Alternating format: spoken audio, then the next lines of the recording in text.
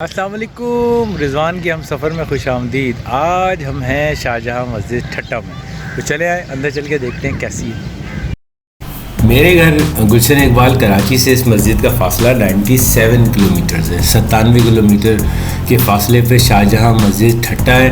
جب ہم مسجد کے دروازے سے اندر داخل ہوتے ہیں تو ایک وسیع و عریض ہمیں ایک احاطہ ملتا ہے، باغ نما، جس میں حوض بھی ہیں، فوارے ہوتے ہوں گے، یقیناً ہیں بھی ابھی جو دوبارہ سے مینٹین کیے گئے ہیں، اور کافی گرین ایریا ہے۔ اور اس کے بعد آپ کو سامنے بالکل شاہجہاں مسجد ٹھٹا نظر آتی ہے۔ شاہجہاں مسجد ٹھٹا مغل بادشاہ شاہجہاں نے بعض کتابوں میں 1644 ہے، بعض جگہ 1647 میں تعمیر کرائی تھی۔ اس مسجد کی ایک بڑی زبردست اور خاص بات اس کے 100 گنبد ہیں، اور 100 گنبد اور مسجد کو اس انداز میں تعمیر کیا گیا ہے کہ کسی آڈیو سسٹم کی ضرورت نہیں ہے۔ ان گنبدوں کی گونج کی وجہ سے امام کی تلاوت بغیر کسی رکاوٹ کے آپ دروازے تک سن سکتے ہیں، اور اس کو 500 سال گزرنے کے باوجود بھی یہ اپنی اصل شان و شوکت کے ساتھ ٹھٹا میں اس وقت موجود ہے۔ اس کو شاہجہاں مسجد بھی کہتے ہیں، بادشاہی مسجد بھی یہاں کے لوگ اسے کہتے ہیں، جامع مسجد بھی کہتے ہیں۔ آپ داخل ہو تو دو سائڈ پہ دو آپ کو حوض نظر آئیں گے جو کہ وضو کرنے کے لیے ہے، ایک سیدھے ہاتھ پہ جو کہ مسجد کی طرف، جو ابھی میں آپ کو دکھا رہا ہوں، اور ایک اس طرف بعد میں واپسی میں آپ کو دکھاؤں گا الٹی سائڈ پہ جو کہ مدرسے کے لیے مسجد سے ملحق۔ تو اب ہم اس سے اندر داخل ہوتے ہیں، اور اس مسجد کے بارے میں آپ کو تھوڑا سا بتاتا ہوں کہ اس مسجد کی جو اصل خوبصورتی ہے نا، جیسے میں نے آپ سے کہا تھا مسجد وزیر خان والی ویڈیو میں کہ اس کی جو خوبصورتی ہے وہ کانسی کاری ہے، تو اس کی جو خوبصورتی ہے وہ کاشی کاری ہے، اور اس کا جو منفرد آرکیٹیکچرل ساؤنڈ سسٹم ہے ان محرابوں کی مدد سے، یہ اس کو بہت زیادہ ممتاز کرتا ہے۔ کہتے ہیں کہ ٹھٹا کی یہ جو مسجد ہے یہ اس جگہ پہ بنی ہوئی ہے جہاں جلاوطنی کے زمانے میں شاہجہاں جو مغل بادشاہ تھا وہ ایک چھوٹی سی مسجد میں نماز کی ادائیگی کرتا تھا، اور اس کے بعد جب شاہجہاں یہاں سے موو ہوا تو پھر اس نے ٹھٹا کے لوگوں کو تحفے میں دی، اور مطلب یہ بنوا کے دی ٹھٹا کے لوگوں کو اپنے وزراء سے، اور اس کی تمام خرچ اٹھایا۔ یہ مسجد آج بھی بہت خوبصورت ہے، گو کہ ٹھٹا میں ہونے کی وجہ سے شاید لوگوں کی ذرا کم نظر ہے اس کے اوپر، اس کی مینٹیننس کے اوپر بہت گنجائش ہے۔ اس میں مسجد دھس بھی رہی ہے 1 سے 1.5 انچ، کچھ جگہوں پہ ایسا فیل ہوا، اور جو اس کی مینٹیننس کی گئی ہے وہ اس انداز میں نہیں کی گئی ہے جس انداز میں اس مینٹیننس کو ہونا چاہیے تھا۔ لیکن اس کے باوجود بھی جب آپ اس مسجد کے اندر آتے ہیں تو آپ کو ایک انتہائی پرسکون ماحول، ہوادار ماحول ملتا ہے، چاروں طرف سے ٹھنڈی ہوا آ رہی ہے، گونج بہت زیادہ ہے اس مسجد میں، تو بہت ایک روحانی جو سکون ہے وہ آپ کو ایک الگ نظر آتا ہے۔ اس کے دروازے، اس کی یہ نیلا رنگ جو کہ آج بھی 500 سال کے بعد بھی اسی طرح اپنی آب و تاب کے ساتھ چمک رہا ہے۔ یہ ایک ترچھی دیوار ہے جو کہ ابھی میں آپ کو بتاتا ہوں کہ یہ کس وجہ سے ترچھی آرچز بنی ہوئی ہیں، 2 جگہوں پہ، 4 جگہوں پہ ہیں یہ آمنے سامنے۔ وہ سامنے جو ایک جالیاں دیکھیں آپ آج تک ویسی کی ویسی ہیں، کچھ خراب ہو گئی ہے، اور لیکن اس کو جو مینٹین کیا گیا وہ انتہائی بھدے طریقے سے کیا گیا جی۔ اور آپ کو میں ایک بڑے مزے کی بات بتاؤں، یہ جس محراب سے ابھی میں نکل کے آ رہا ہوں، ایک یہ اس کے سامنے ترچھی محراب ہے، اور 2 پیچھے پیٹ کے پاس ترچھی محراب ہے۔ یہ جو اصل میں اس محراب کا ڈیزائن ہے، مسجد میں آپ کو سنگل آرچ سیدھی نظر آ رہی ہے، اور یہ ترچھی یہ ایکچولی اس کے اوپر اگر میرا کیمرہ مین دکھائے اوپر سے گنبد تو آپ کو یہ گنبد ایک الگ نظر آئے گا، اور اگر آپ اس محراب کو کراس کریں اس کا گنبد جو ہے وہ باقی مسجدوں سے گنبد کی طرح نظر آئیں گے۔ اصل میں وہ وائٹ گنبد ہیں یہ ہے وہ جو کہ گونج پیدا کرتے ہیں۔ تو 100 گنبدوں والی مسجد یہ اسی لیے مشہور ہے کہ امام صاحب جب تلاوت کرتے ہیں تو پوری مسجد میں بغیر کسی ساؤنڈ سسٹم کے بہت آرام سے آواز پہنچتی ہے، اور نہ صرف یہ کہ بلکہ ہوا کا اتنا معقول انتظام ہے کہ آپ پوری مسجد میں بغیر پنکھے کے بہت آرام سے ہوا چل رہی ہے، اس سائڈ میں کھڑکیاں بھی ہیں، محراب ہیں، بہت ٹھنڈ کی ہوا ہے۔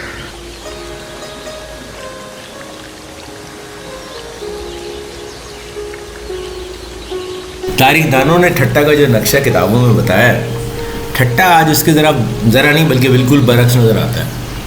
کوئی یہاں پہ کوئی باغات نظر نہیں آتے، ایک ٹوٹی سڑکیں، اڑتی مٹی، الٹی سیدھی چلتی ہوئی گاڑیاں، سکون نام کی کوئی چڑیا اب ان بازاروں میں نہیں اڑتی۔ جتنی وہ 400 درسگاہیں ہم نے پڑھی ہیں کتابوں میں، وہ محلے اور سیاحوں کے اتنا آنا جانا، وہ خوبصورتیاں، وہ سب ایک خواب بن کے رہ گئے۔ ٹھٹا میں یہ مسجد ہے جو کہ صحرا میں ایک نگینے کی طرح آج بھی چمک رہی ہے. اس کو جامع مسجد بھی کہتے ہیں مقامی لوگ. یہ اس کے گنبد آپ اندر سے دیکھ رہے ہیں, بہت خوبصورت. جب آپ یہاں آئیں گے اور اس کو اپنی آنکھوں سے دیکھیں گے تو آپ کو اور اندازہ ہوگا, اور ان کاریگروں کی مہارت کی بھی آپ داد دیے بغیر نہیں رہ سکتے جنہوں نے اس زمانے میں بغیر کسی مشینری کے اتنی مشکل جگہوں پہ اتنی خوبصورت کشیدہ کاری کی ہے.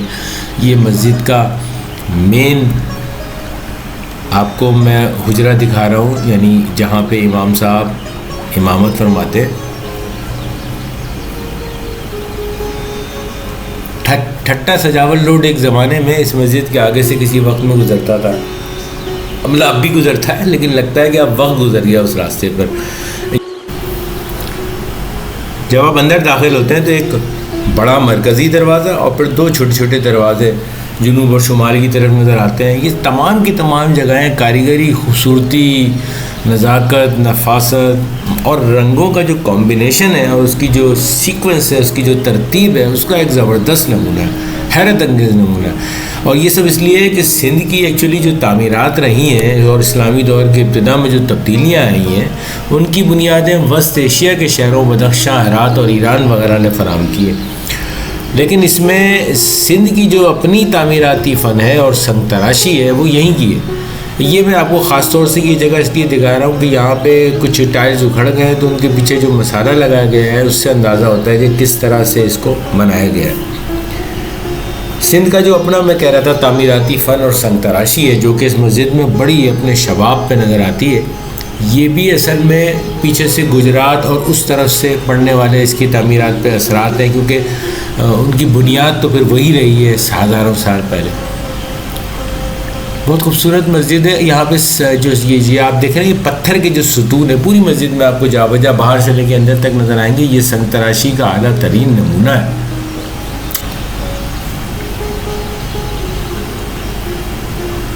چھت پہ جانے کے بھی یہاں راستے بنے ہوئے ہیں جگہ جگہ پہ. اب یہاں چمگادڑیں وغیرہ چونکہ بہت ہی چھت اوپر سے لاک بھی تھی تو ہمیں موقع نہیں مل سکا وہاں جانے کا, لیکن بہرحال راستے ہیں یہاں اور چھت پہ آپ جا سکتے ہیں.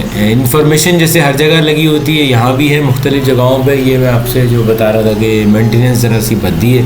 فرش اس کا اب تک حیرت انگیز طور پہ چمک رہا ہے. آپ جہاں بھی نظر ڈالیں آپ کو فرش بہت چمکدار نظر آتا ہے. 500 سال گزرنے کے بعد بھی اتنا چمکدار فرش, یہ بہت زیادہ حیرت انگیز بات ہے اور خوبصورت بھی.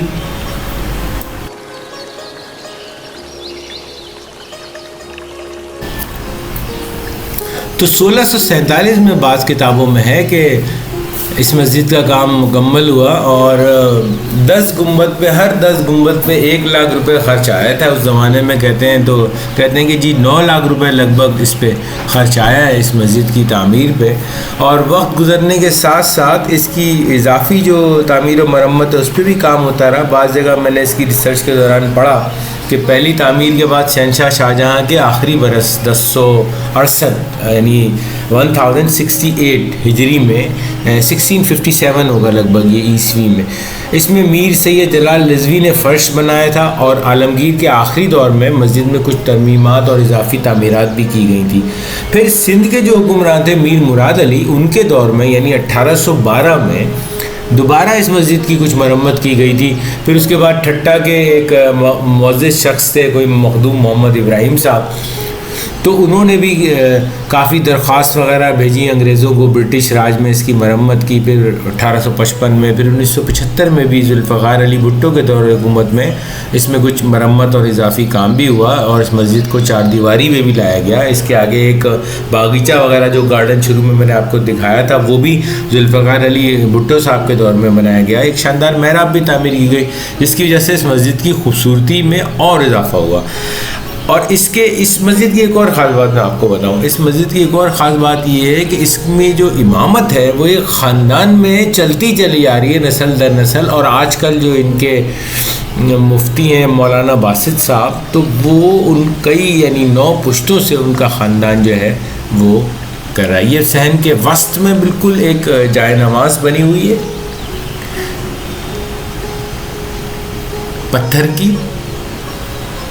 اور آپ اوور آل ویسے پوری مسجد میں اگر آپ دیکھیں نا تو مطلب آپ کو ہر طرح بہت حیرت انگیز اور بہت سکون آپ کو بہت زیادہ نظر آتا ہے. میں نے اس سے پہلے کسی مسجد میں اتنا سکون نہیں دیکھا جتنا آپ کو یہاں نظر آتا ہے. ایک حیرت اور احترام کا احساس ہے جو ایک 400 تیرتا ہوا نظر آتا ہے. کاشی کا کام جیسے میں نے آپ کو بتایا کہ اپنی خوبصورتی کی آخری حدوں کو بعض جگہ پہ تو چھوتا ہوا نظر آتا ہے. اور آپ ان مختلف سائز کی چھوٹی بڑی اینٹوں پر وہ رنگ دیکھیں جو آگ سے کندن ہو کے بنائے گئے ہیں, تو آپ کو وہ چاروں طرف وہ رنگ بکھرتے نظر آئیں گے. بینگنی, ہرا, بلو کلر ہے, فیروزی ہے, گنبدوں پر, دیواروں پر, فرش پر, ہر طرف ایک سما سا بن گیا ہے نیلے رنگ کا. نیلا رنگ جو ایکچولی سندھ کی درویشانہ ثقافت کے پس منظر میں بہت نمایاں طور پہ جانا جاتا ہے. اس نیلے رنگ کو ٹھٹہ کی اس جامع مسجد میں بہت خوبصورتی سے اجاگر کیا گیا ہے. شاہجہاں مسجد کاشی کی اینٹوں کی خوبصورتی کی شاندار مظہر ہے. یہ عمارت دوسری جیسے مغل جو شاہی مساجد ہیں, جیسے آگرہ میں مسجد ہے, فتح پور سیکری میں, دہلی کی جامع مسجد ہے, بادشاہی مسجد لاہور ہم نے دیکھی ہے, ان کی طرح نہیں ہے جو یہ سب پتھر سے بنائی گئی ہیں. یہ مسجد مقامی کاریگروں کی مدد سے خوبصورت اینٹوں سے بنائی گئی مسجد ہے. یہ ایک اور راستے کی طرف ہم نے کہا ذرا سا دیکھتے ہیں. ایک دیکھیں نا بڑا گھوم کے راستہ جا رہا ہے, لیکن انفارچونیٹلی آگے سے ون تھا ورنہ اوپر جاتے ہیں اس میں. تو یہاں بھی آپ کو گنبدوں پر ایسا لگے گا جیسے آسمان پہ بہت سارے چھوٹے چھوٹے سے ستارے چمک رہے ہیں, اور جب آپ ان کا مرکز دیکھتے ہیں تو آپ کو ایک سورج مکھی کی طرح کا پھول نظر آتا ہے. یہ بڑی حیران کن خوبصورتی ہے. پھر آپ کو ایسے بھی گنبد نظر آئیں گے جن پر لکیریں ہیں اور بہت خوبصورت چیزیں.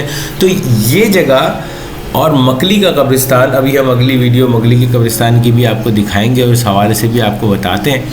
تو یہ کافی ملتی جلتی سی چیزیں, ظاہر ہے کہ زمانہ وہی ہوگا تو کاریگر اور ٹرینڈس وغیرہ وہ سب وہی ہیں. یہ سارے کمالات کاشی کی اینٹیں بنانے والے ان ذہین کاریگروں کے ہیں جنہوں نے مختلف کونوں والی کاشی کی اینٹیں بنائیں اور پھر دیواروں پہ ان کو جمایا. اس کام کو دیکھ کر کاشی کی اینٹ کی آرائش کو پتھر والے کام سے الگ حیثیت اور اہمیت دی جا سکتی ہے, گارنٹیڈ, کیونکہ یہاں پہ ترچھے طریقے سے اینٹوں کو بنانا اور پھر ان کو لگانا اور اس سے پھر ایک ساؤنڈ سسٹم کریٹ کرنا, تو بھائی یہ کوئی کھیل نہیں ہے.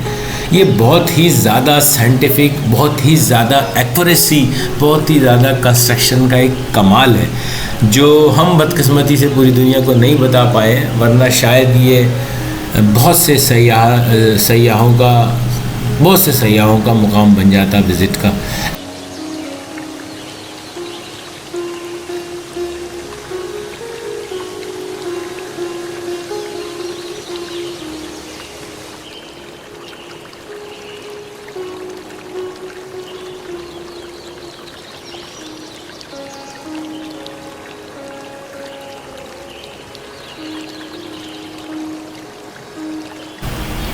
دو 2016 میں ٹھٹہ کی اس تاریخی شاہجہاں مسجد سے قرآنی آیات کے کچھ کتبے نکالے گئے تھے, اور بقول ان کے جو امام ہیں, خطیب ہیں, امام کہہ رہا ہوں, خطیب جو ہیں مفتی عبدالباری صدیقی صاحب, ان کا کہنا ہے کہ محکمہ سیاحت و ثقافت کے عملے نے ٹھیکیداروں کی ملی بھگت کے ذریعے مرمت کے بہانے مسجد سے قیمتی کتبے اور پتھر نکال لیے, اور بعد میں جن پہ قرآنی آیات وغیرہ نقش تھیں, اور بعد میں انہیں واپس مسجد میں نصب کرنے کے بجائے ان کتبوں کو نیشنل میوزیم کراچی کے صدر دروازے پر نصب کر دیا گیا, جو ابھی بھی وہاں لگے ہوئے.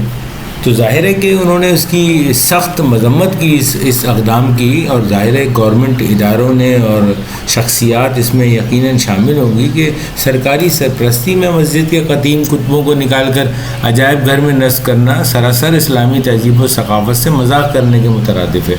تو اس معاملے میں ان کا مطالبہ یہ بھی تھا کہ ان کتبوں کو پہلی فرصت میں واپس مسجد میں نصب کیا جائے, اور یہ نادر کتبے ہیں مسجد کے. ایک میں آپ کو ایک اور مزے کی بات بتاؤں. ڈاکٹر احمد حسن دانی, جنہوں نے ٹھٹہ کے یہ جو کنسٹرکشن اور جتنے آثار اور تعمیرات ہیں ان کو بڑے غور سے دیکھا اور ان پہ ان کی بڑی گہری نظر ہے, وہ ایک جگہ تحریر کرتے ہیں کہ آپ اگر مسجدوں کی تعمیر کو دیکھیں تو ترکی, ایران, ٹھٹہ میں مسجدوں کی تعمیر کو دیکھیں تو ترکی, ایران, مصر اور ہند کے اثرات, تمام کے اثرات آپ کو ملا کے نظر آتے ہیں. یہ جو میں آپ سے کہہ رہا تھا کہ بیچ میں جو ترچھی دیواروں کے اوپر گنبد ہیں وہ وائٹ والے ہیں, اور باقی جو گنبد آپ کو نظر آتے ہیں وہ الگ اسٹائل سے نظر آتے ہیں. تو اصل میں یہی وہ کنسٹرکشن کا راز ہے جو ایکو سسٹم پیدا کرتا ہے.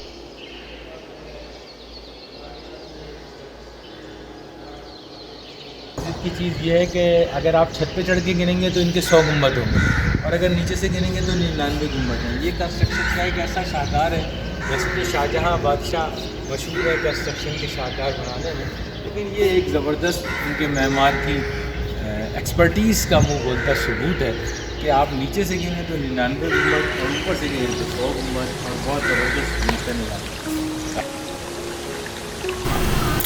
مسجد کے باہر یہ جو بورڈ نصب ہے اس میں بتایا گیا ہے، اس کی حالت کچھ خستہ ہے، لیکن خیر بہرحال اس میں کچھ انفارمیشن دی گئی ہے بیسکلی۔ آپ اگر کارنر پہ بھی دیکھیں، میں اس وقت ایک کونے پہ کھڑا ہوا ہوں، مسجد کا یہ والا گیٹ ہے اور وہ سامنے والا، یہ کارنر پہ بھی آپ کو ایک پتھر کے پلرس نما نظر آئیں گے جو کہ اندر کی کنسٹرکشن کے ساتھ میچ کرنے کے لیے بنائے گئے ہیں۔ بہرحال ٹھٹہ کی اس شاہی مسجد کو وزٹ کریں، شاہجہاں مسجد ٹھٹہ آپ کی دید کی طلبگار ہے، ضرور وزٹ کریں۔ کراچی سے صرف میں نے آپ سے کہا 97 کلومیٹر گلشن اقبال سے ہے یہ، تو پوری کراچی سے آپ ایک ہی دن میں جا سکتے ہیں اور آ سکتے ہیں اور مکلی بھی جا سکتے ہیں۔ آخر میں کچھ اسی طرح تصاویر دیکھتے ہیں، اور درخواست ہماری وہی پرانی ہے کہ مجھے امید ہے کہ آپ کو یہ ویڈیو پسند آئی ہوگی، اور اگر پسند آئی ہے تو اسے شیئر کریں، لائک کریں، چینل کو اگر اب تک سبسکرائب نہیں کیا ہے تو پہلی فرصت میں سبسکرائب کریں۔ آپ کے وقت کا بہت بہت شکریہ۔